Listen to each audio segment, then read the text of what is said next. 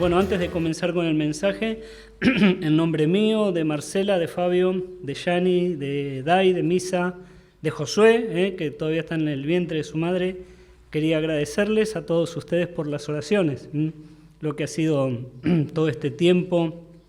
El 29 recién se va a hacer cumplir un mes desde la operación y acá estoy, por la gracia de Dios. Dice el salmista, detrás y delante me rodeaste y sobre mí pusiste tu mano.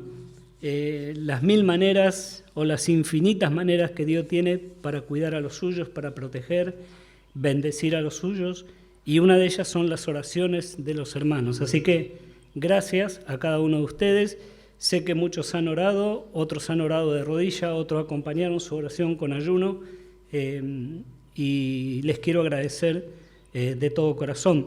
Lo primero que le dije a Marcela cuando me estaban sacando de la camilla a la cama, a la sala, lo primero que le dije, que Marcela me retaba, me dice, le digo, avisale a los hermanos. Fue la primera frase que le dije. Y bueno, me hizo carita, Marcela, que avisar. Todavía me estaban pasando de la camilla y bueno, ese era el sentir de mi corazón. En realidad la frase era un poco más larga, pero como estaba anestesiado, avisarle a los hermanos que todavía me iban a tener que seguir aguantando, pero no lo podía terminar, así que bueno, gracias a Dios por ello. Vamos a abrir nuestras Biblias, si quieren, vayan buscando 1 Corintios. Hoy vamos a hablar acerca del excesivo equipaje. No sé si lo tenés ahí, David. La vez pasada, cuando Marcelo nos compartía acerca de la palabra de Dios en Hechos de los Apóstoles, la conversión de estos hermanos que lo primero que hicieron, se sacaron de encima lo que era para ellos un peso espiritual. Cuando uno recibe a Cristo, lo primero que Dios hace, nos saca cargas que traemos por causa y consecuencia de malas decisiones y del pecado en sí. Pero lo cierto es que cuando uno comienza a vivir ya la vida cristiana, increíblemente uno se vuelve a cargar, ¿no? Hace muchos años se le preguntó a un viejo pastor cuál era la cualidad necesaria para la vida cristiana. Y este hombre respondió categóricamente que la cualidad fundamental y necesaria para la vida cristiana es la fidelidad.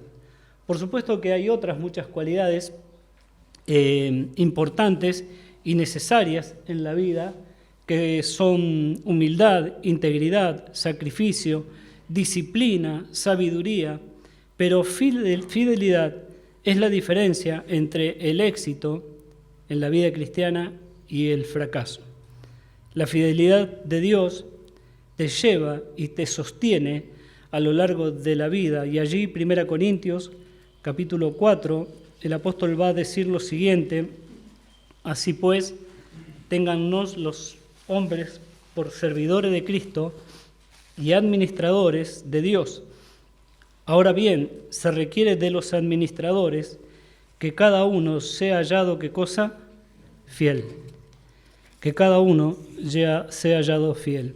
El siervo de Dios, fiel, aprende a ser humilde.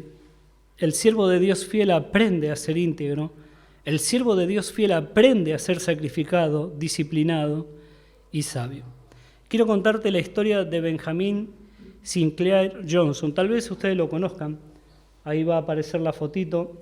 Es más conocido como Ben Johnson. Este muchacho, jamaiquino de nacimiento, nacionalizado canadiense, atleta de élite. No sé, ¿no aparece David? ¿No? No importa. Ganador de 2 medallas de bronce en Los Ángeles 84, campeón mundial de atletismo en 1987, varios récords mundiales en 50 y 60 metros, era corredor, medalla de oro en pista cubierta en París, pero fue más conocido por su descalificación en los Juegos Olímpicos de Seúl en el año 1988.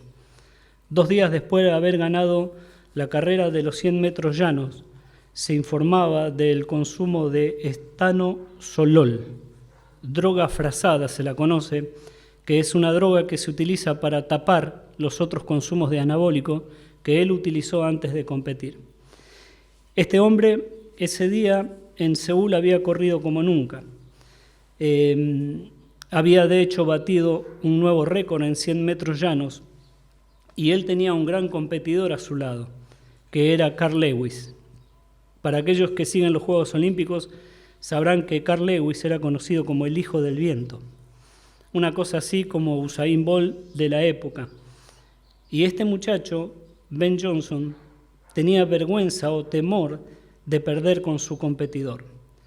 Los diarios, obviamente, del mundo, cuando salió a luz este tema, porque cuando él ganó la carrera, el mundo olímpico se paralizó, porque el favorito era Carl Lewis, y le sacó más de un cuerpo de ventaja. Hablaron de él como farsante. Otro diario dijo, destruyó su alma. Su problema es que no quería perder. Años más tarde él mismo diría, estoy apenado y avergonzado. Fui un cobarde. ¿Sabes? La vida cristiana se compara bíblicamente muchas veces como un soldado. Efesios capítulo 6, allí lo podés ver. Bueno, no, David no se ve, nada. Bueno, Efesios capítulo 6. Pero 2 Timoteo, busca por favor capítulo 2, versículo 3 y 4, y ahí nos vamos a quedar en 2 Timoteo. En Efesios 6, Pablo va a hablar acerca de la armadura de Dios. Y una de las comparaciones que Pablo va a hacer aquí en 2 Timoteo capítulo 2, versículo 3, va a hablar acerca de un soldado y dice, tú pues sufre penalidades como buen soldado de Jesucristo. Ninguno que milita se enreda en los negocios de la vida a fin de agradar a aquel que lo tomó por soldado.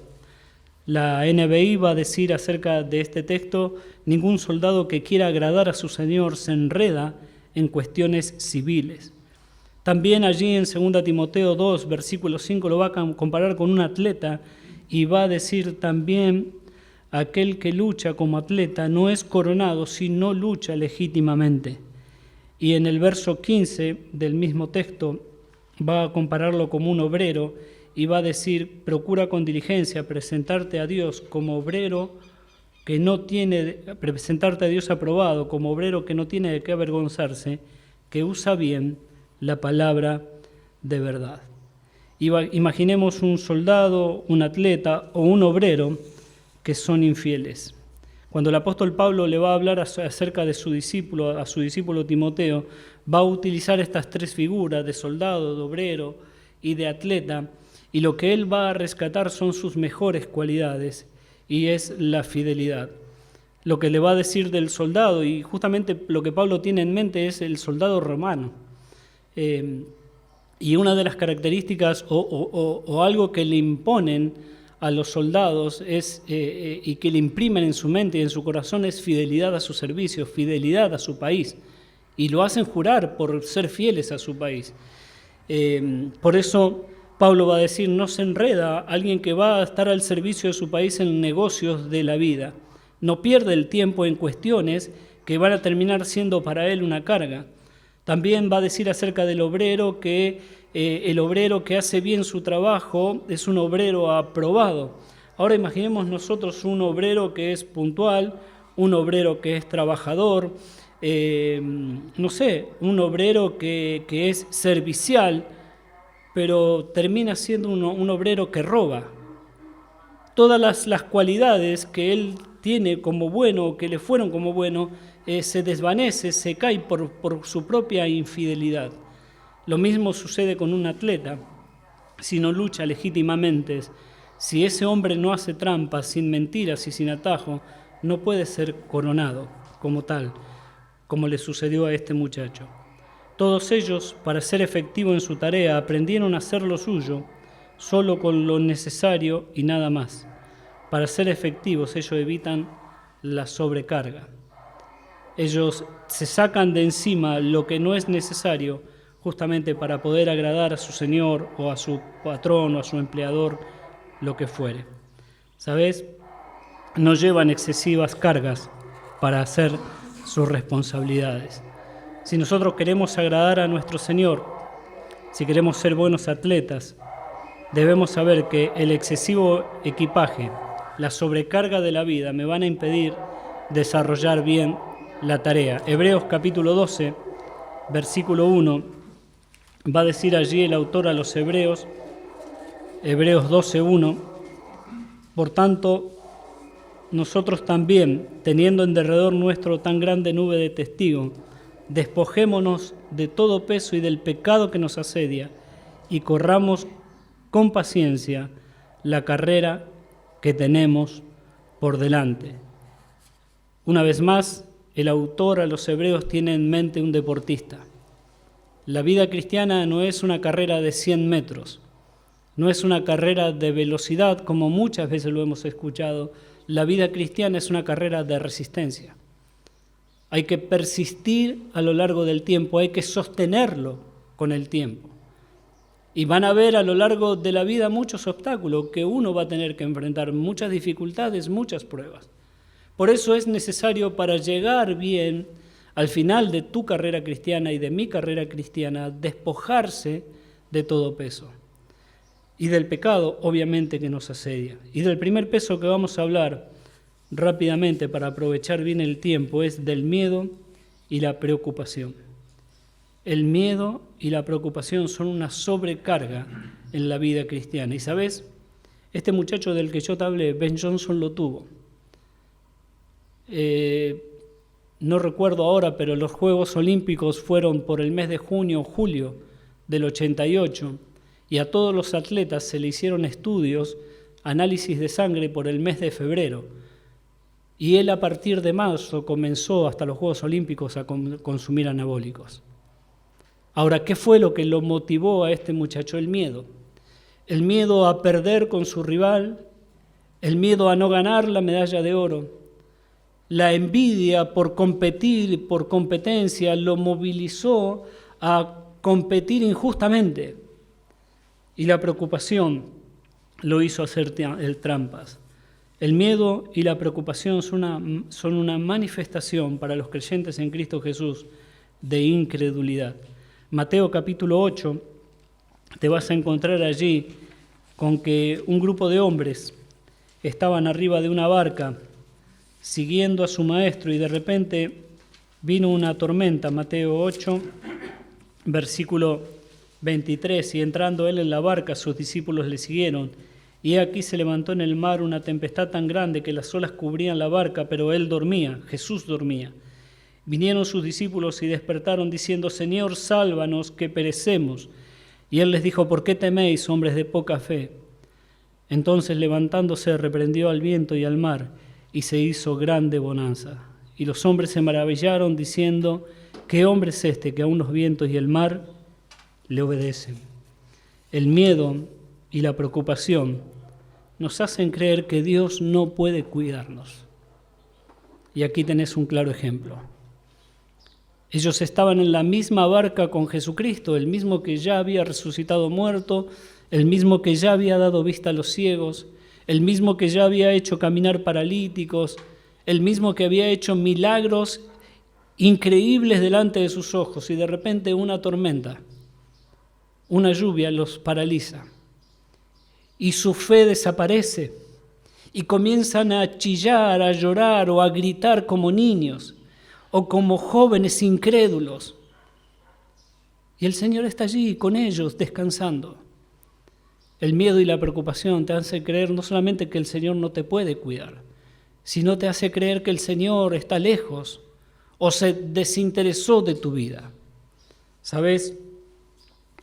Años más tarde, este hombre diría: echad toda vuestra ansiedad sobre Él, porque Él tiene cuidado de vosotros. ¿Y cómo aprendió Pedro esto? Lo aprendió por propia experiencia. Pedro aprendió a no tener miedo y a no ser ansioso. Pedro aprendió a confiar en el Señor y te dice a vos, me dice a mí: aprende a echar tus cargas sobre Él, porque Él tiene cuidado de tu vida. El miedo y la preocupación son un impedimento para el desarrollo de tu vida cristiana, para correr tu vida cristiana. En esta pandemia todos nosotros hemos experimentado eso. Y de hecho todavía el miedo se sigue palpitando porque no sabemos qué es lo que va a suceder o cómo va a continuar esto. aprendamos nosotros a echar toda nuestra ansiedad sobre Él. El segundo equipaje excesivo o carga excesiva en la vida de los creyentes es el excesivo apego a las posesiones y a la comodidad. ¿Sabes? Muchos cristianos evangélicos solo tienen por objetivo de su vida tener una vida realizada, tener su casa, tener su auto, su título, sus viajes, su ropa, sus divertimentos, sus placeres, sus comidas. Pablo a estos hombres lo define de esta manera. Filipenses capítulo 2, versículo 21. Filipenses 2:21 dice así: porque todos buscan lo suyo propio, no lo que es de Cristo Jesús. Aquellos que tienen demasiado apego a las posesiones y a las comodidades de este mundo son hombres y mujeres que solamente buscan lo suyo propio, que están ensimismados, que solamente piensan en ellos. Como decíamos antes, una buena casa es lícito tenerla, y claro que es lícito tenerla, pero no debe ser la prioridad de tu vida. Un vehículo, y lógico que es necesario en el mundo que hoy vivimos tener un vehículo, pero no es la prioridad de la vida, no debe ser la preocupación de la vida, no debe ser eso un motivo de que resulte para vos una idolatría, algo que vos cuide más tu auto, tu casa, tu bienestar personal que el mismo Señor Jesucristo. ¿Sabes? Esto tiene su consecuencia allí Romanos capítulo 8, verso 6.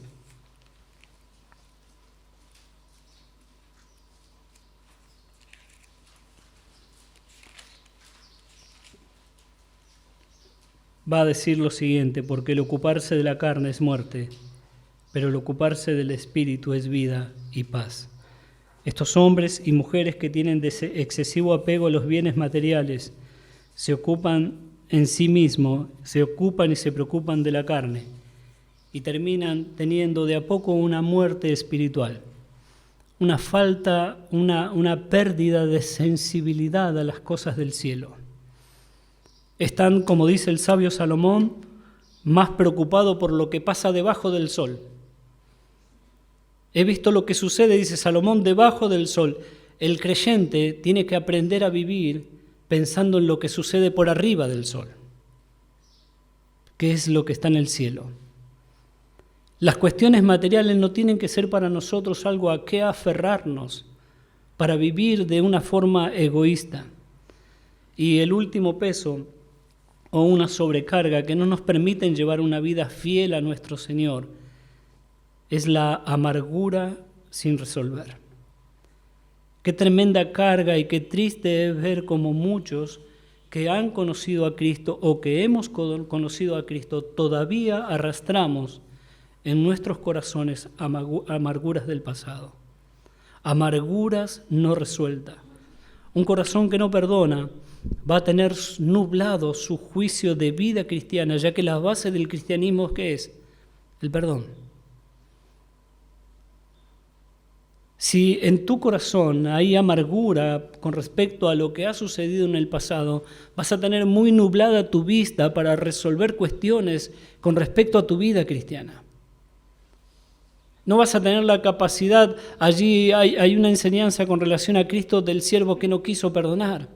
¿Y qué fue lo que hace este hombre? Él recibe el perdón de su deuda, que era impagable, y encuentra a uno que le debía nada en comparado a lo que era. ¿Y qué hizo? Lo presionó, lo atormentó, lo tomó y lo metió en la cárcel. Y el Señor dice: sos un malvado, sos un perverso. Vos me rogaste a mí y yo te perdono, vos deberías haber hecho lo mismo. La amargura te llevó a vos a tener un juicio nublado de no tener la capacidad de perdonar a otros. ¿Sabes? Vas a ser entregado a los verdugos, le dijo el Señor. Pablo exhorta en Efesios 4, capítulo 4, versículo 31, a lo siguiente: quítense de vosotros toda amargura, enojo, ira, gritería, maledicencia y toda malicia. Ahora, ¿por qué el apóstol Pablo comienza por la amargura? Justamente, ¿saben por qué? porque la amargura, al igual que el amor al dinero, es raíz de todos los males. El autor a los Hebreos va a decir lo siguiente, Hebreos capítulo 12,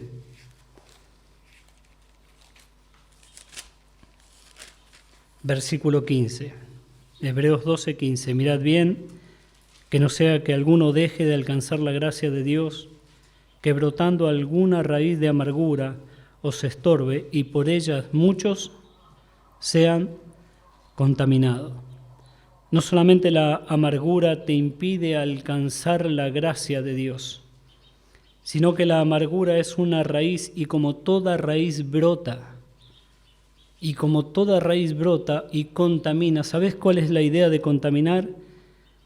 Es que otros se van a ver afectados por tu amargura. Te puedo contar un montón de experiencias que nosotros hemos vivido con respecto a la amargura de hermanos.